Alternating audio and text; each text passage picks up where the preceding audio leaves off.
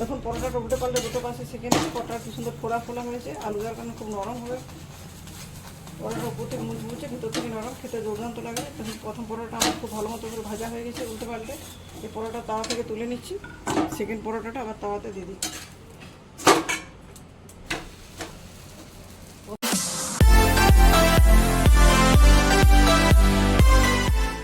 নমস্কার বন্ধুরা, আমার চ্যানেলে আপনাদের সবাইকে স্বাগত জানিয়ে সরাসরি চলে যাচ্ছে আজকের রেসিপিতে। আজকে আমি বানাবো আলুর পরোটা। এই জন্য এখানে 250 গ্রামের মতো আলু সিদ্ধ করে স্ম্যাশ করে নিচ্ছি, গ্রেটার দিয়ে গ্রেড করে নিচ্ছি। এবার এখানে নিচ্ছি পরিমাণ মতো লবণ, আর এখানে ভাজা মশলা আমি রেডি করে রেখেছি।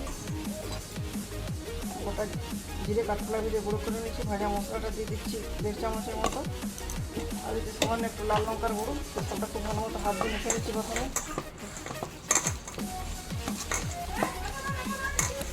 খুব ভালো মতো মাখা হয়ে গেছে। এরপর দিয়ে দিচ্ছি 1 চামচ কালো জিরে দেওয়ার পর এখানে ময়দা নিচ্ছি। ময়দাটা দিয়ে আস্তে আস্তে মেখে নিচ্ছি। এখানে আর জলের প্রয়োজন হবে না, যে সিদ্ধ আলুটা আছে আলু দিয়ে ময়দাটা মাখা হয়ে যাবে খুব ভালো মতো করে।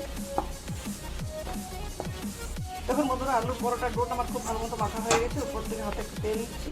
তেল মাখিয়ে দিয়ে পরে মিনিট 5 মতো রেস্টে রেখে দিচ্ছি, তারপর ফিরে আসছি।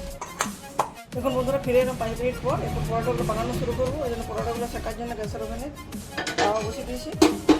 এখান থেকে দেখুন মোটামুটি একটা সাইজের লেচি কেটেছি, না বড় না ছোটো, মিডিয়াম সাইজের।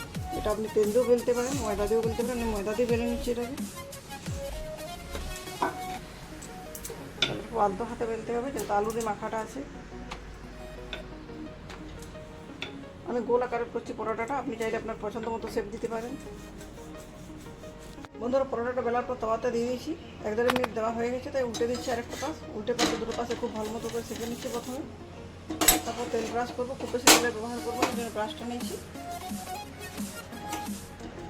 দেখুন বন্ধুরা, উল্টে পাল্টে দেখাচ্ছি, আমার দুটো পাশে খুব ভালো মতো সেঁকা হয়ে গেছে। এবার ব্রাশ দিয়ে পরোটার উপরে তেল ব্রাশ করে দিচ্ছি। ব্রাশ দিয়ে তেল দিলে কী হয়, তেলের ব্যবহারটা অনেকটা কম হয়। আর যদি আপনি চামচ সাহায্যে তেল দেন, ঢেলে দেন, সেখানে তেলটা বেশি হয়। আর বেশি তেল স্বাস্থ্যের পক্ষে ভালোই নয়, এই জন্য আমি কম তেলেই ব্যবহার করবো। এই তেলটা উল্টে পাল্টে দুটো পাশে ভেজে নেবো।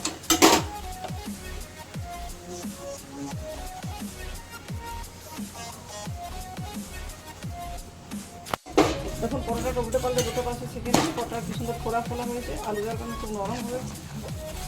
পরোটা উপর থেকে মুচমুচে, ভিতর থেকে নরম, খেতে দুর্দান্ত লাগে। দেখুন প্রথম পরোটা আমার খুব ভালো মতো করে ভাজা হয়ে গেছে উল্টে পাল্টে। এই পরোটা তাওয়া থেকে তুলে নিচ্ছি। সেকেন্ড পরোটাটা আবার তাওয়াতে দিয়ে দিচ্ছি। বন্ধুরা, এইভাবে একই পদ্ধতিতে একই সময় ধরে উল্টে পাল্টে খুব ভালো মতো করে ভেজে নিয়ে ফিরে আসছি। দেখুন বন্ধুরা, আমার সমস্ত আলুর পরোটাগুলো বানানো হয়ে গেছে। পরোটাগুলো কত সুন্দর হয়েছে দেখতে। ছাড়া নিচ্ছি সার্ভ করার জন্য।